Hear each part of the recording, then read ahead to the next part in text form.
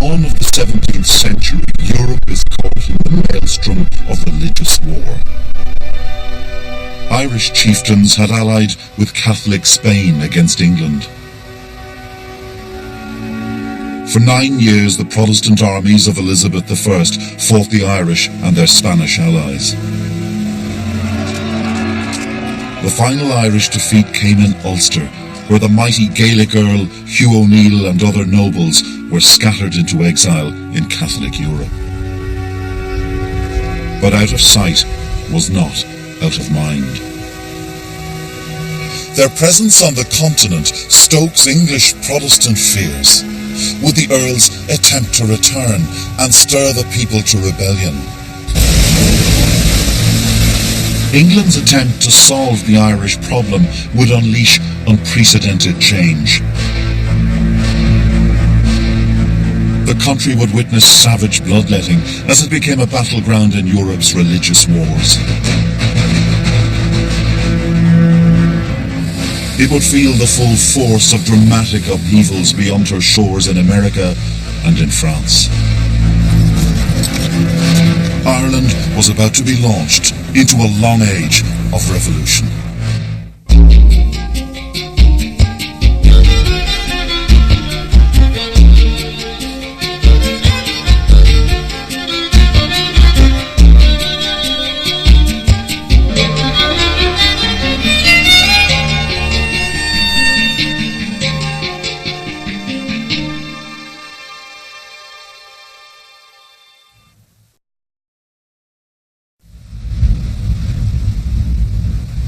The Ulster Earls are gone, but the people are still Gaelic, still Catholic.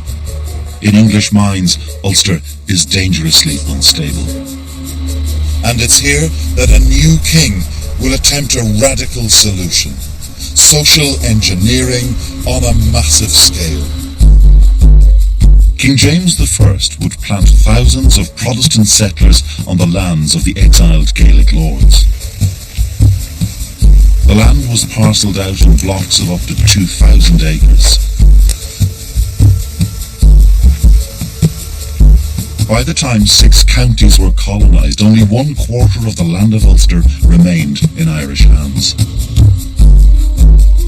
The town the planters called Londonderry was to become a Protestant citadel. These planters lived in an age of expansion. English ships also carried settlers to America. And here in Derry, on the banks of the River Foyle, they would forge a Protestant identity different from anything seen in Ireland before. These were not land-grabbing aristocrats, but small traders and farmers, and they had come to stay. It was about establishing something identifiably British. It was about setting up bonds, defended dwellings, bringing the number of planters in, setting up market towns, road networks, modernising and making it clearly identifiable as a place that was part of England and Scotland. To help pay for the plantation, James turned to the commercial guilds of the City of London. These companies already backed settlements in America. To the tailors, butchers, drapers, goldsmiths being asked to go to dangerous Ulster, plantation was sold as a commercial opportunity. This book of maps from 1622 shows how the settlements took shape. This is a piece of cartography from long ago, but it's, you know, as anybody who has lived in Northern Ireland during the period of the Troubles, to actually see this, in a sense, the beginning of it all, yes, it's quite awe-inspiring.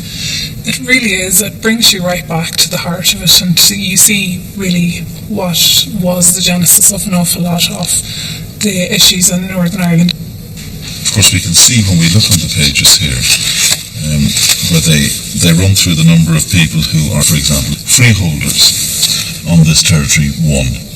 Englishmen on this property, 16. Natives, 186. That's the mathematics of disaster, isn't it? In a sense, it is. One of the major issues with the Londonderry plantation was that there remained a huge number of native Gaelic Irish tenants on the lands. You've got normal stone houses, which would have housed the early settlers, and then these cabins, they're very much what we would envisage to have been native Irish housing. Some Gaelic Irish worked for the new masters, rented land from them. Outnumbered, the settlers couldn't create a Protestant land for a Protestant people. That sense of insecurity is part of, and continues to be a part of, the Protestant psyche for a very long time. Originally, part of the idea had been to segregate, this will be the British population and the Irish will be kept apart. But that, of course, proved actually almost impossible, because no matter how hard the London companies might try to attract somebody in London, it wasn't something that was very attractive. So the whole problem was getting the numbers of people and settlers here on the ground in order to actually secure plantation. But from across the narrow channel between Ireland and Scotland came thousands of settlers who would rescue the plantation. There'd been a long tradition of Scots migration to Ulster, but these were Presbyterians, strict Calvinists, viscerally opposed to Roman Catholicism. These are people who have been victims of religious persecution in 17th century Scotland. They certainly see themselves as a chosen people or an elect nation. Their world consists of trials and tribulations and deliverances. And that means that they're tested by God. And in Ireland, of course, they're tested by God in the form of the threat posed by the Catholic population. The Reformation had created the most enduring division in Irish history. These Presbyterians would never be assimilated into Gaelic society like earlier settlers in Ireland.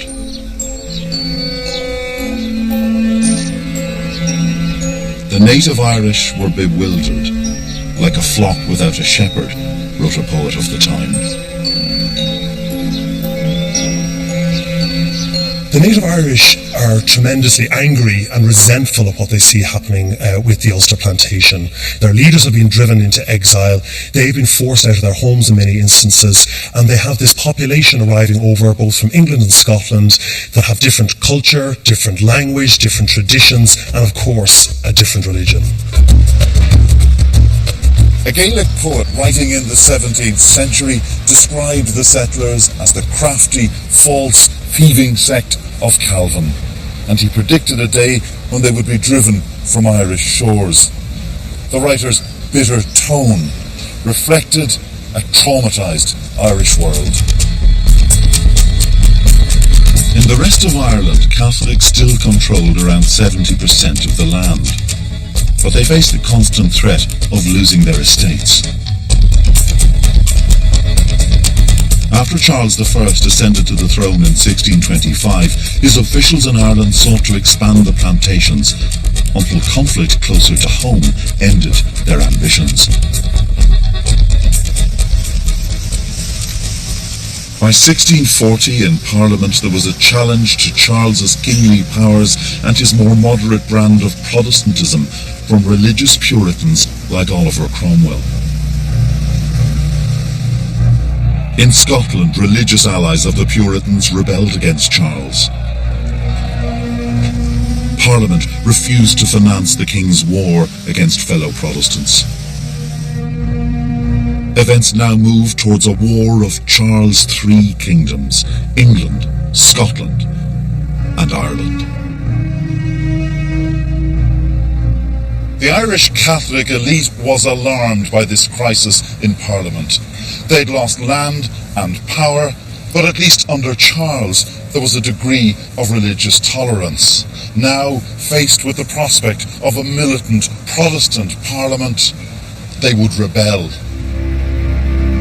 The uprising was planned for the 23rd of October, 1641. The rebels failed to capture Dublin Castle, centre of English control in Ireland. Poorly planned, betrayed by informers, the rebellion descended into anarchy. The attempted coup now became something utterly different. Across Ireland, it was the people who were dictating the pace of events. And in Ulster, it would unleash a spasm of rage from the dispossessed.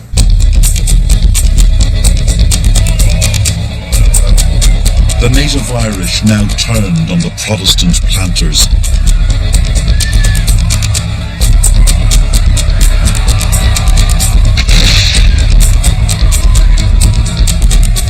As one insurgent told a group of settlers, "We have been your slaves all this time, now you shall be ours."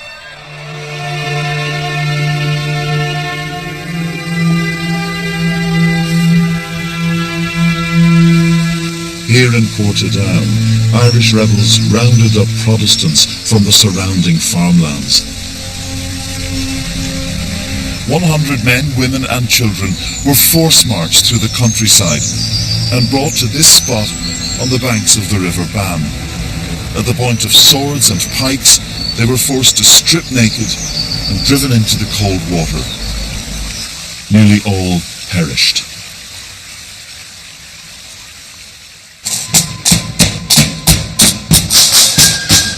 Portadown would become a defining event in the narrative of Ulster loyalism. "That terror dogs us," wrote the poet John Hewitt, "at the back of all our thoughts." The government retaliation was savage.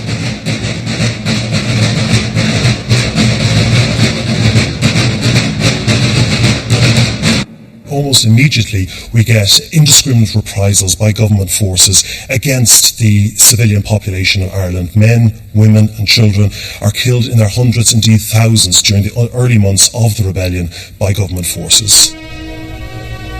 Across 17th century Europe, stories of atrocity abounded in the wars of religion. But in Ireland, the government systematically collected evidence from Protestant survivors. All 33 original volumes are kept here at Trinity College in Dublin. Now, there's some pretty lurid stuff in here. How much of it can we believe? You get people whose throats are slit, who are shot in front of their wives and children, babies on pikes, people being roasted alive. Some of these are witness statements, but often we get second or third hand accounts as well. This is ideal material for a propagandist, and there's an explosion of print material in London from late 1641 onwards.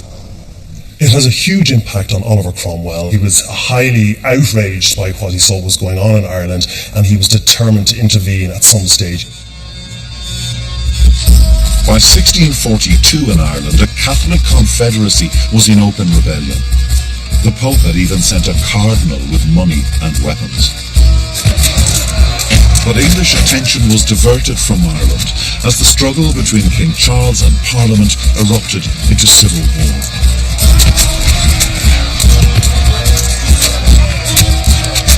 After 7 years and nearly 200,000 deaths, the king was defeated. He was executed in January 1649. Parliament had triumphed and Oliver Cromwell emerged as commander of the army. But the royalist threat had not vanished. The king's followers now regrouped in Ireland, allied with the rebellious Catholics. In the mind of Oliver Cromwell, it would be hard to imagine a more toxic alliance, and he was dispatched to Ireland to destroy it. He comes to Ireland with an absolutely clear philosophy. That philosophy is, I will terrorise those who resist me, and I will give generous terms to those who surrender.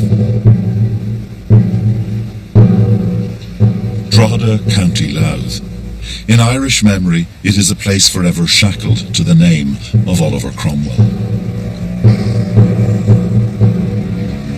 On September the 11th, 1649, Cromwell and his army of 12,000 men began to lay siege to the town. The English royalist commander of the garrison, Sir Arthur Aston, proclaimed that the man who could take Drogheda could take hell. He hadn't met Oliver Cromwell. Cromwell demanded the surrender of the joint English and Irish garrison. When this was refused, the bombardment began.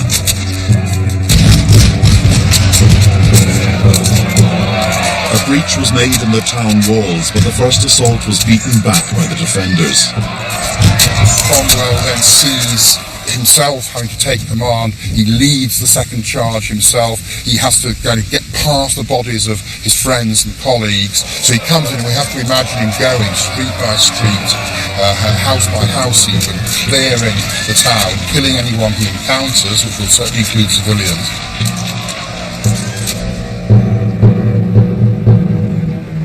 Almost 3,000 men were slaughtered, virtually the entire garrison, and many after they had surrendered.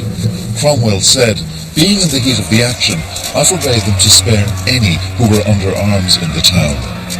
Any priests found were murdered, and the commander of the garrison, Sir Arthur Ashton, was beaten to death with his own wooden leg."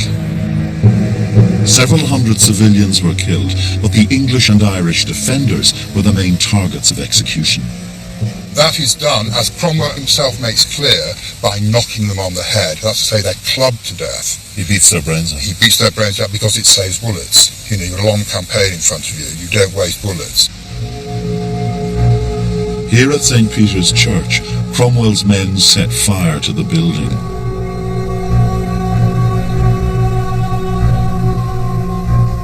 They killed soldiers and civilians alike as they tried to flee the flames.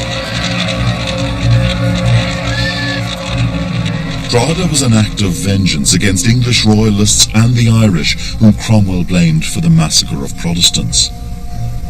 Its military aim was to terrorise other garrisons into abandoning resistance. But a later English politician who would wrestle with the Irish question had no doubt about the nature of Cromwell's legacy. Said Winston Churchill, "He cut new gulfs between the nations and creeds. Upon us all still lies the curse of Cromwell." At Wexford, his army committed another massacre, but many garrisons surrendered.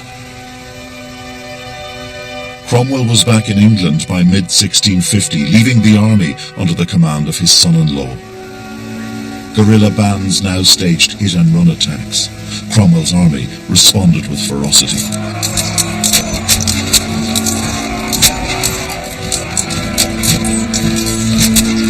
The serious loss of life really takes place after Cromwell's departure, much of it induced by the Cromwellian soldiers themselves. They simply destroy the infrastructure of the country.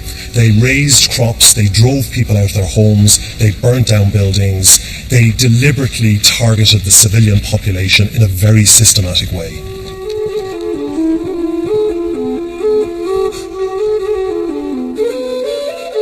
The uprooting of populations was a common feature of European war in this period. But what happened next would change Ireland's social order irrevocably. In 1652, Parliament in London passed the Act of Settlement, a radical bill decreeing that the rebel Catholic nobility were to lose their estates and be exiled to the poor regions west of the River Shannon.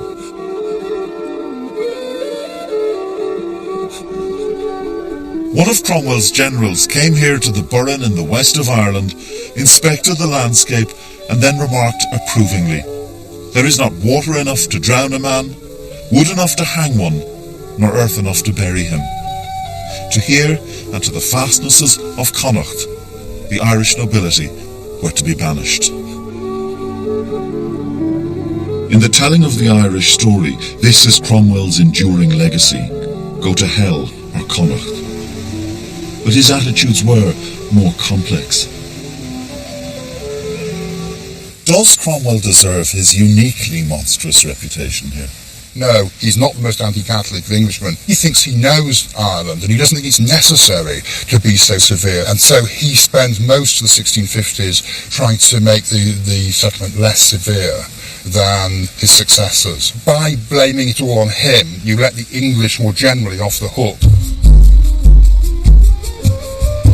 A handful of large landowners survived, but the grand narrative was of dispossession. By the end of the 1650s, only around 15% of land remained in Catholic hands. Galway would become the only remaining county with a Catholic landowning majority. Across the country, a new Protestant ruling class was being installed.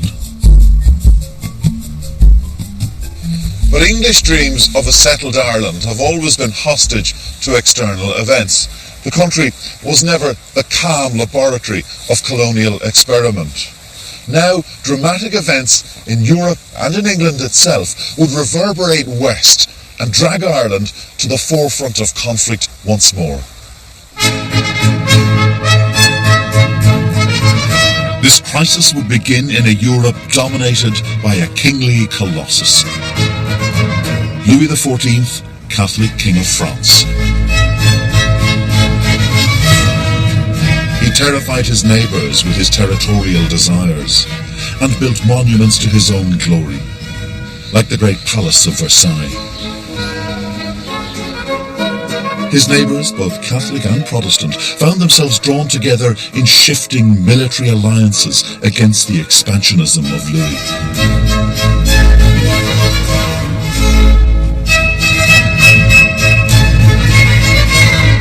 By the standards of contemporary monarchy, Louis had a conspicuous sense of his own greatness. Once, when angered by some misfortune, he asked, "Has God forgotten everything I have done for him?" But Louis's power was about to be challenged by a man who would become a hero to the Protestant cause in Europe, and an icon of enduring power to the Protestants of Ireland. Prince William of Orange, Protestant leader of the Dutch Republic, resisted French attempts to conquer his country. William is not a dogmatic man, but he does feel that there is a sort of free world, which is predominantly Protestant, which has to be defended. But I think it's important to realize that defending Protestantism doesn't mean fighting Catholicism. It means fighting France. William is drawn to Ireland by an English crisis. Cromwell is long dead and the monarchy restored. But King James II is a Catholic, and when his son is born in 1688, the nightmare of Protestant England, a Catholic dynasty, is at hand. Haunted by the memory of past persecutions, Protestant noblemen ask William to invade England and re-establish a Protestant monarchy. For William, Protestant England would be a valuable ally in his war with King Louis. Soon after William landed in Devon, James fled to France. Early in 1689, Parliament offered the Dutch King William the English throne, which he duly accepted. But his exiled enemy, King James, was busy conspiring with the French king and preparing to fight back. Louis XIV understands that if he really wants to hurt William, he needs to destabilize his position on the British Isles. And supporting James is a good way of doing that. With Louis's help, James raised an army in France and sailed for Ireland. On March the 12th, 1689, he landed here at Kinsale in County Cork. This Catholic king landed with about 1,200 French troops, but soon thousands of Irishmen were rallying to his flag. They were willing to support an English king because they believed he would grant them religious freedom and return confiscated lands. To the dispossessed, the arrival of James signalled the rebirth of hope. James marched through Cork and on towards Dublin. By April, his army was besieging Londonderry, one of the last bastions of Protestant resistance. But the defenders closed the city gates and they remained shut until the garrison was relieved after 105 days of siege. Their slogan of "No surrender" would echo through the centuries.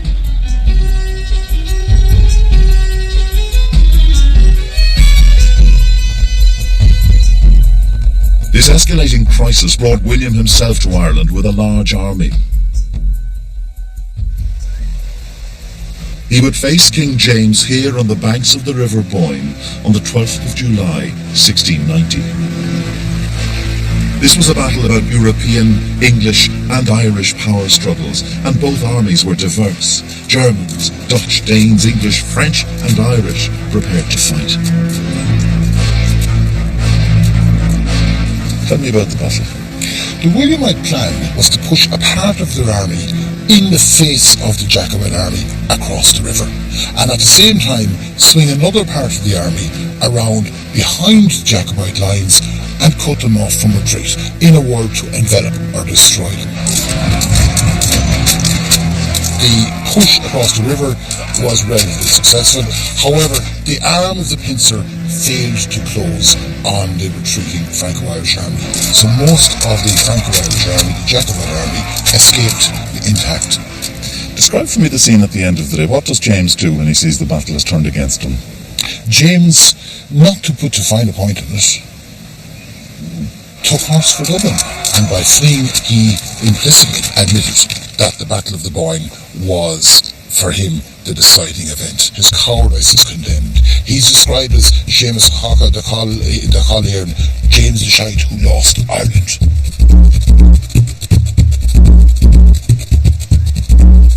To William, the Boyne and the battles that followed were important, but only as part of a wider European power struggle. In Ireland, however, his victory ensured the survival of Protestant supremacy. And among the Protestants of Ulster, this Dutch king with his multinational army would be acclaimed as a saviour, and his victory at the Boyne commemorated each July.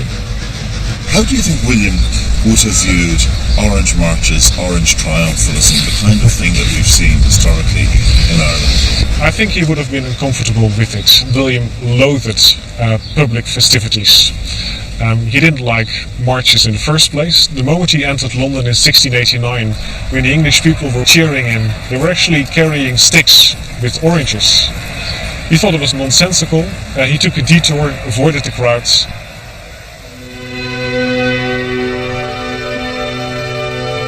To the vanquished Irish Catholics, William offered generous terms, but his successors ignored the promises.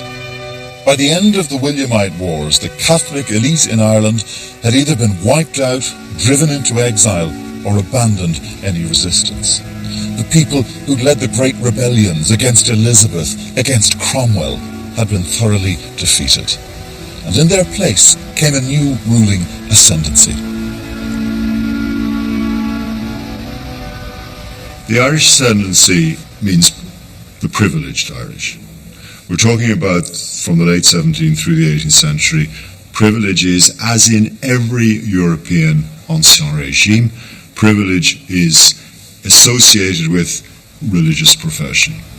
To be a member of the ascendancy, to be privileged, you're Protestant. But unlike the rest of Europe, in Ireland, the state religion was that of the minority. Throughout the 18th century, this Protestant ascendancy monopolised power and wealth. Its grandees emerged from a range of backgrounds, from nouveau riche and nobility.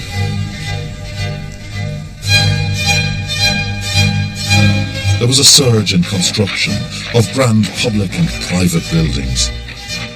There were new road networks and canals. Ireland offered opportunity for men of the right faith. To be a member of the ascendancy does not mean that you're only, let's say, the descendants of Cromwellian expropriators. It can mean that you're from a Catholic family who has cleverly converted at the right time. In this country of men on the make, the story of William Connolly offers a striking parable of the possible in ascendancy Ireland. This is Castletown House, and it was built by Connolly in 1722 at the height of his fame. He was one of the most powerful political figures of his day, and he was the son of a family that had converted to the Protestant faith. William Connolly was the Speaker of the Irish House of Commons for nearly 15 years, and on his death he owned 100,000 acres of land with an annual income of £17,000. He was born an innkeeper's son. A house like this would have cost an absolute fortune at the time. Where did Connolly get his money? He got it in wheeling and dealing in land speculation in the area around Derry, where he took a lot of the land which had been confiscated during the Williamite Wars from Catholics. With something as grand as this, what is Connolly saying to the rest of Ascendancy Ireland? To keep political power, he needed a place where people could come and be received. So this was set up really as a second court outside Dublin. So Connolly's preening here at one level, but he's also very cleverly looking after his cronies, making sure that what he wants politically happens. He is, but it's not very dissimilar from what might happen today. You bring all the people you want to influence together in one room, you give them lots of wine, you give them lots of food, and then you decorate it with examples of your good taste. Connolly's political associates would have been brought down here to be entertained and to view this house and to understand just how civilised a person Connolly was. The masters of the Ascendancy would help to make Dublin a city of the Enlightenment. The great statesman Edmund Burke learned the art of oratory here. Jonathan Swift created literary masterpieces. Tell me about the impulse behind this remarkable transformation of Dublin in the 18th century. Well, it's the usual forces, money and power, because the country was beginning to boom at that point. We had an independent parliament in College Green, and the great families, because the parliament was here and because the commercial capital of Ireland was here, they would have their houses in streets like this, even though their estates might be in the countryside. So they would come up, stay in their townhouses, attend parliament, have balls in Dublin Castle, and design their new houses.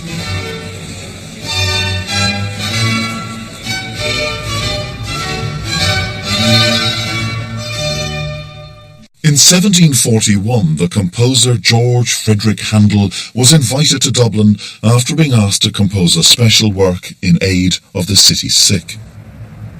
The result was one of the most famous pieces in the entire canon of classical music, The Messiah.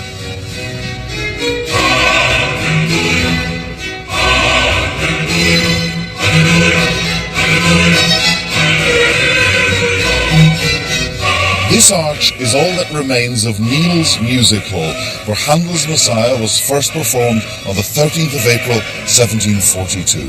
So great was the demand for tickets that gentlemen were told to come without their swords and ladies without their hoops, so that there might be more room for all. Handel was delighted with the quality of the Dublin voices in his choir and with the response of the audience, drawn, as he put it, from persons of distinction of this generous nation. For the Ascendancy, it must have seemed an affirmation of status. After this, how could condescending English visitors dismiss them as mere provincials?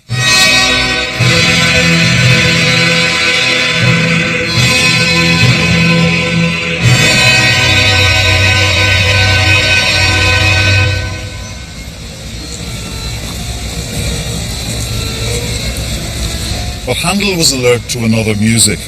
As he walked the streets of Dublin, he heard the tunes of itinerant Irish musicians.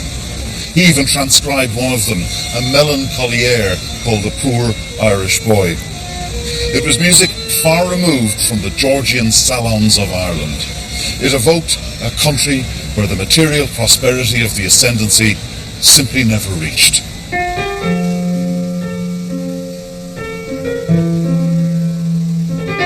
Between 1739 and 1741, famine and disease killed up to 400,000 people.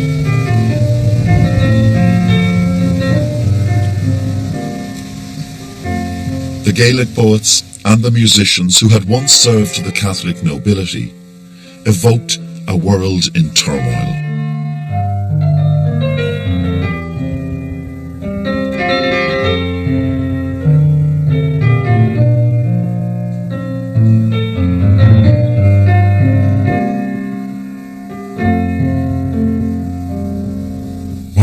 the songs of this period and examine the preoccupations, the political preoccupations of people, what you get again and again is a sense of a society that feels it's been disinherited. Well, they were disinherited for a start off, that's the first thing. And secondly, it would be very unusual with such a vast disinheritance not to have that emotionally actually coming through. There's also another strange, interesting, very, very special tradition which speaks even more, I think, of the psyche of the moment of the 17th and 18th centuries, and that's the music of the harpers.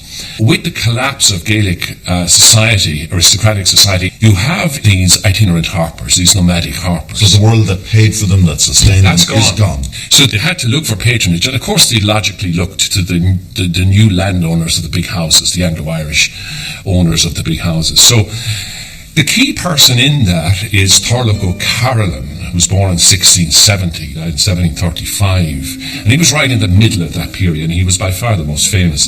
Now, he's in between worlds, you see, and that's why it's interesting, because if you listen into Carolan, you can hear the Gaelic aristocratic past, you can hear the hidden Ireland present, and you can also hear the world of the Anglo-Irish aristocracy all in there.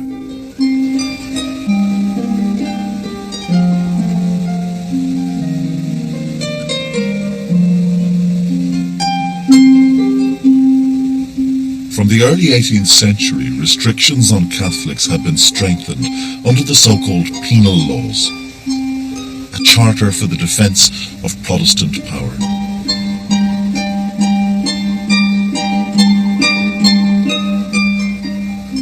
The main aim of the penal laws was to ensure that Catholics would never get back into a position where they would have power over the Protestants and take revenge, which had happened in the 17th century.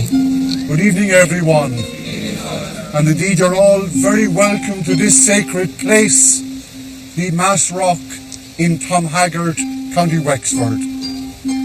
But religious oppression only served to make the Catholic priesthood more powerful in rural Ireland. When priests were forbidden, under the penal laws, Catholics were banned from Parliament and public office.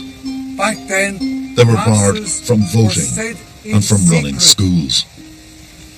Here at Mass Rocks, just like this one behind me. But Catholic worship itself was never banned. In fact, as the 18th century progressed, the Catholic Church grew in strength. A great seminary was built with government funding here at Maynooth in County Kildare. It would become the largest seminary in the world.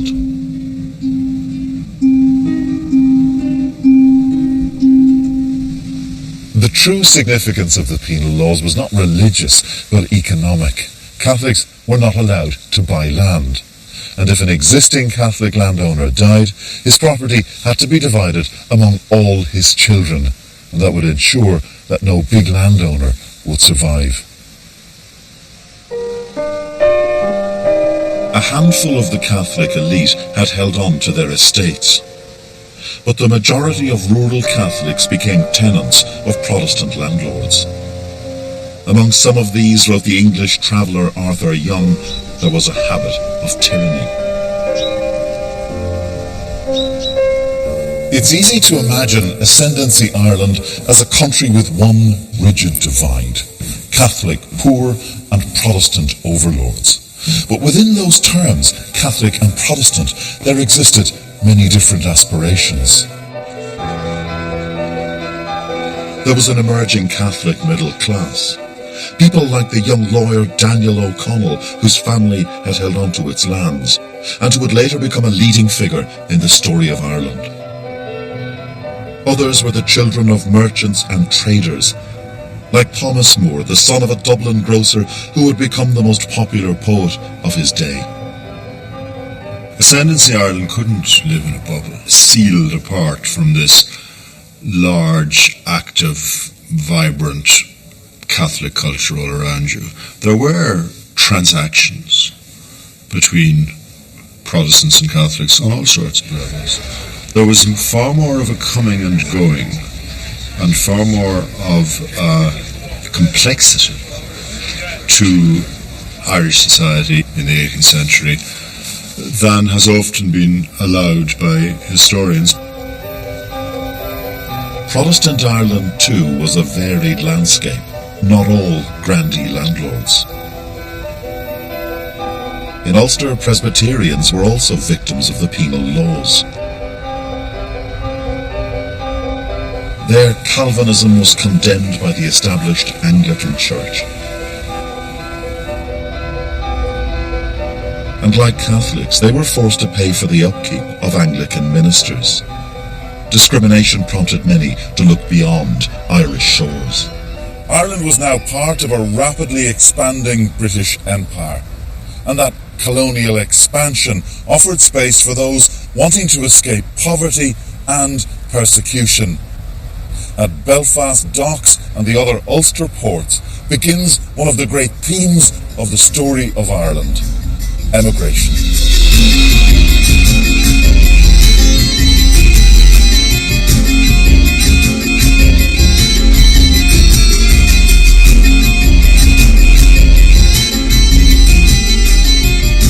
We're used to the idea of Irish emigration to the United States being a Catholic phenomenon.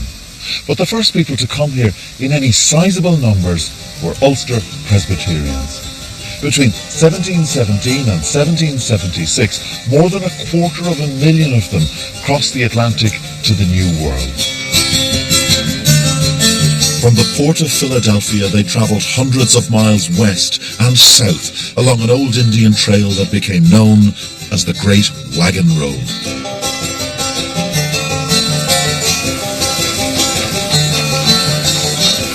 Many came to the frontiers of the new America, Virginia's Shenandoah Valley.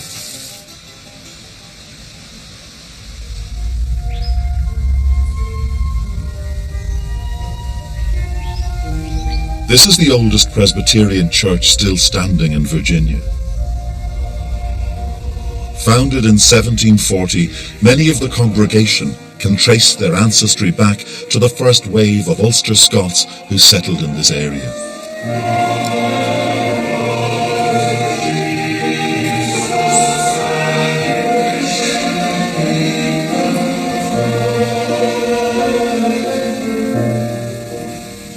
What kind of characters they bring to the Scots? Well, I think they were very sturdy, independent people. They had already made a transition from one country to another when they moved from Scotland to Ireland, and so they were perfectly willing to cross an ocean. It takes a certain amount of endurance, of courage, of faith, of forward-looking. They're good qualities for pioneers to have. Some of these Ulster Scots settlers become what are known as the hillbillies. They head for the mountains. Well, the people that came to be known as hillbillies were the people who lived somewhat on the fringe of the Scotch-Irish community, who moved up into the hills and the hollers in more remote areas. They got a reputation for being kind of a lawless bunch who were outside the mainstream. They were often associated with moonshine. The Ulster Presbyterians had arrived in a dynamic environment. The borders of America were continually expanding. There was also a growing sense that Americans should govern themselves and not be beholden to a foreign king. In 1775, Americans rebelled against the rule of King George III. The Ulster Presbyterians joined the American War of Independence. To what extent was freedom of religious expression a crucial part of their decision to join the revolution? I think it was an important contributing factor. The whole opportunity that the Constitution offered with the Bill of Rights to have freedom of religion was something they wholeheartedly supported. In 1780, Ulster Scots militiamen played an important role on the American side in a famous victory. At the Battle of King's Mountain, they helped to defeat a larger force loyal to the Crown. An eyewitness account of the battle was published in the Belfast newsletter. It also printed personal letters from relatives in America. In one such letter, a young woman writes, "You will undoubtedly laugh at me when I assure you I often wish to be a man. With what pleasure would I take up arms with my brave countrymen, and like them glory in fighting for my liberty." By 1783, the American revolutionaries had finally defeated the British and won independence. The American colonists have proved that Britain is not invincible. And that message will have a powerful impact in Ireland, inspiring a cross-section of opinion, Catholic and Protestant, radical and moderate. All of them questioning ever more loudly how Britain governs their country. In Ireland, it will be a period of reform and fear. Protestant volunteer groups are formed, loyal to the Crown, but demanding more power for the Ascendancy Parliament and a greater Irish share of imperial trade. A committee of influential Catholics, supported by reformist Protestants, succeeds in gaining voting rights. But British government concessions to Catholics unsettle Ascendancy grandees who fear the loss of their power. And in rural Ireland, change creates uncertainty. Catholics and Protestants join sectarian secret societies. The Ireland of the late 18th century swirls with contrary ambitions and ideas. Nothing is settled or inevitable. But the deep fissures in society are about to be exposed. Ireland stands on the verge of cataclysm. Once again, it is events abroad which will provide the spark.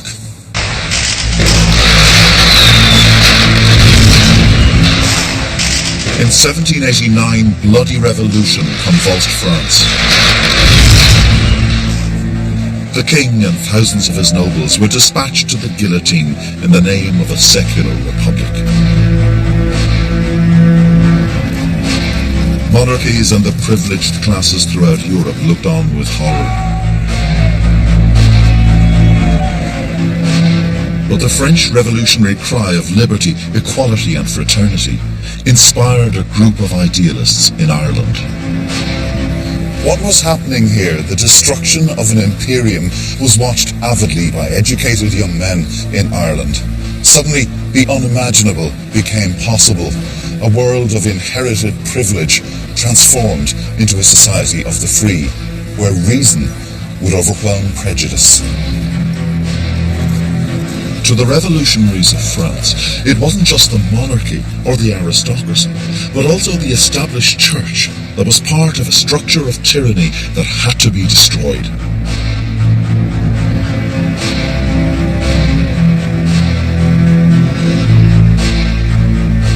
In Belfast, these developments were watched with excitement by a group of radicals. They were Presbyterians who now set out to unite all Irishmen in the cause of liberty. They were shaped by revolutionary ideals and the intellectual ferment of the Age of Enlightenment. They produced an alliance that would have seemed unthinkable. Protestant intellectuals from the south, Catholic middle class, and the descendants of Ulster planters. It is these Presbyterians who here in Belfast in 1791 found the first organisation dedicated to breaking the link with Britain.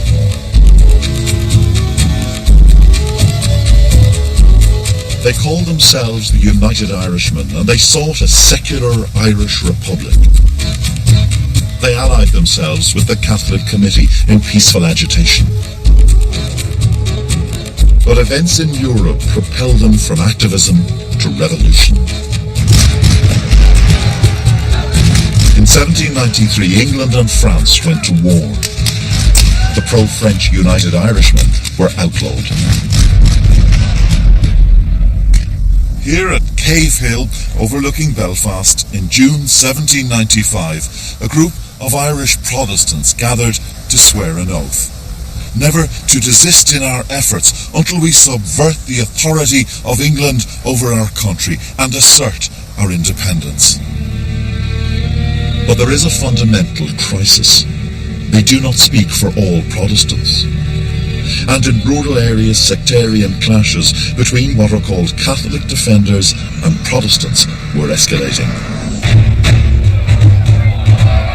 The defenders were drawn from the impoverished Catholic peasantry. Rural Ireland is very poor.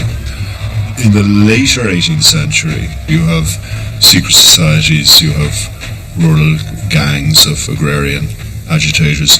You have an underworld, in a sense, of dissent, making its feelings felt through violence. Disparate Protestant groups now come together to form an organisation that will be crucial in Ireland's history. The Orange Order, the voice of Protestant fear.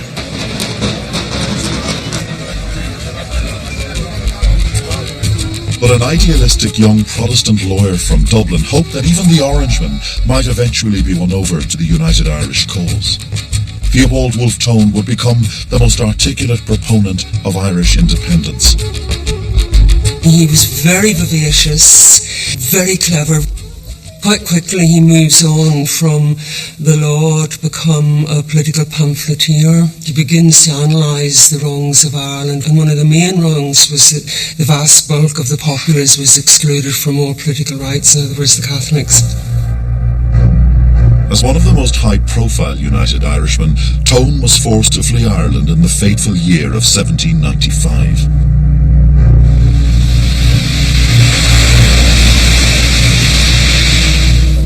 Government plans to give Catholics full political rights had been abandoned under pressure from the Protestant ascendancy.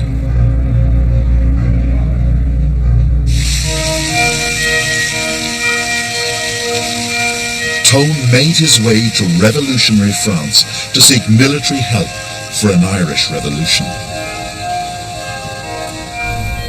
On May 2nd, 1796, Tone was called to meet the leaders of the French Directory. It's easy to imagine Tone's excitement. This is his moment. From backstreet meetings in Belfast and Dublin, he's come to the centre of international revolution. Walking into the splendour of the Palais de Luxembourg, he said he felt as if it were all a dream.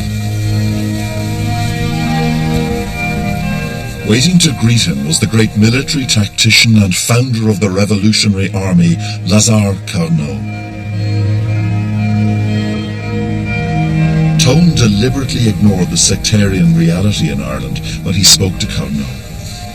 He told him that all the people were unanimous in favour of France and eager to throw off the yoke of England. He asked me then, wrote Tone, what I wanted: an armed force, arms and some money. Tone comes out into the Jardin de Luxembourg outside the Palais.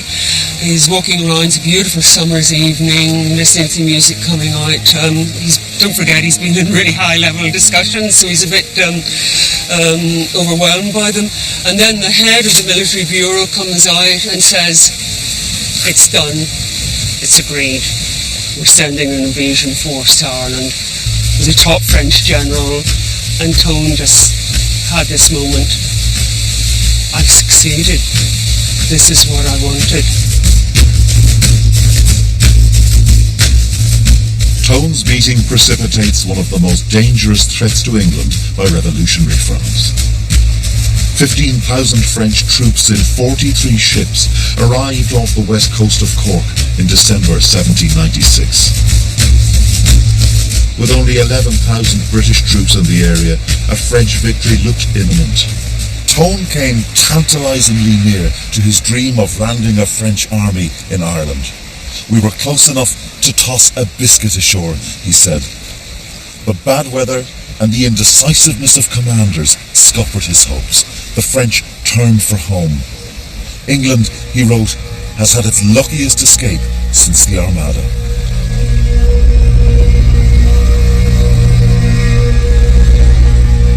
In Dublin Castle, this aborted invasion sparked panic and a brutal crackdown was ordered. a campaign of terror was carried out by the army and government militias.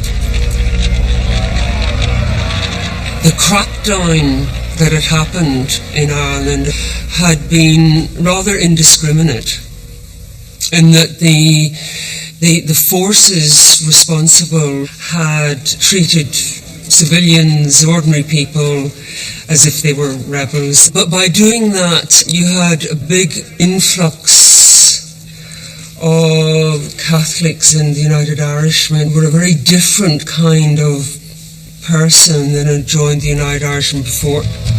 The United Irish Army numbered around 100,000 men, inspired both by idealism and desperation. Ireland's revolution was planned for the early summer of 1798. But in May, many of the United Irish leaders were arrested, destroying hopes of a coordinated rebellion. Localised fighting erupted.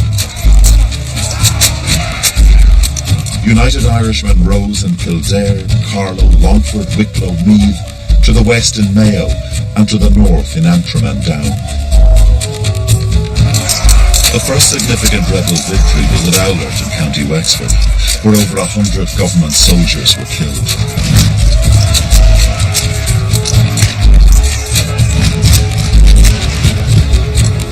Owlert was quickly followed by the rebel capture of Wexford town and Enniscorthy.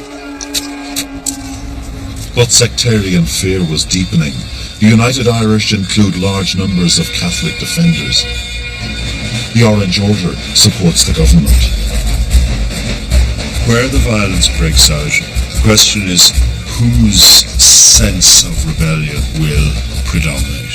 Will it be that of the secular-minded United Irish intelligentsia with their French ideas, or will it be that of the, if you like, more deeply rooted, more ancient antipathies that the defenders have kept in their worldview? The sectarian divisions, which had been papered over by the United Irishmen's talk of universal brotherhood, now exploded into the open. In Ulster, working class and rural Protestants woke to their old fear of overthrow by the Catholics, and they rallied to the crown. Militia attacks on civilians helped to heighten sectarianism. In the ranks of the United Irishmen, the ideal of fraternity across the religious divide was fraying.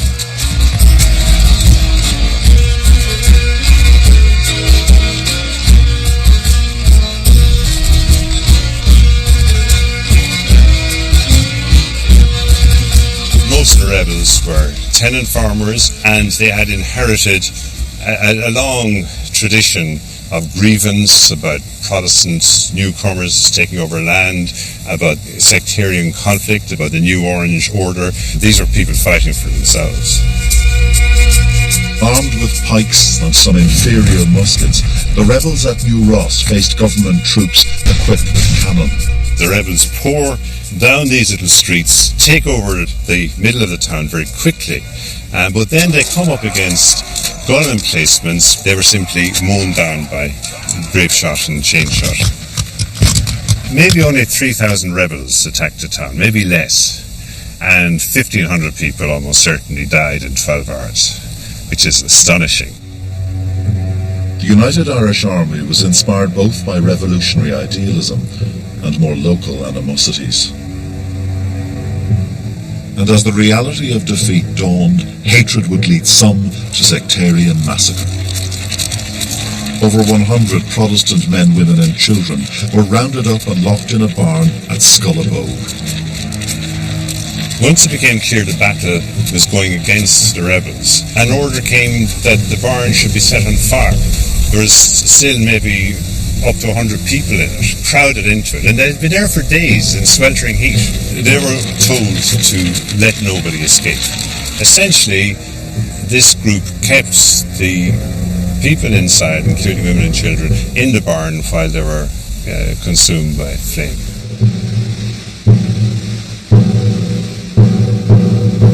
One of the United Irish leaders, Miles Byrne, called what happened here at Scullabogue a lamentable disgrace carried out by cowardly ruffians. A rising which started with the ideal of uniting Catholic and Protestant had ended here in sectarian butchery. The rebellion was now entering its final phase.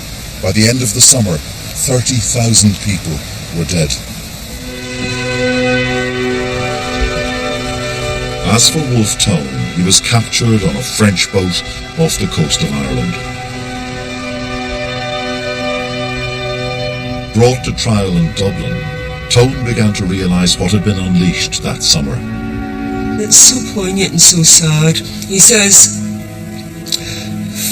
for a fair and open war, I was prepared. That it has disintegrated into mayhem and assassination and bloodshed. I am sincerely sorry. This is not what I had wanted.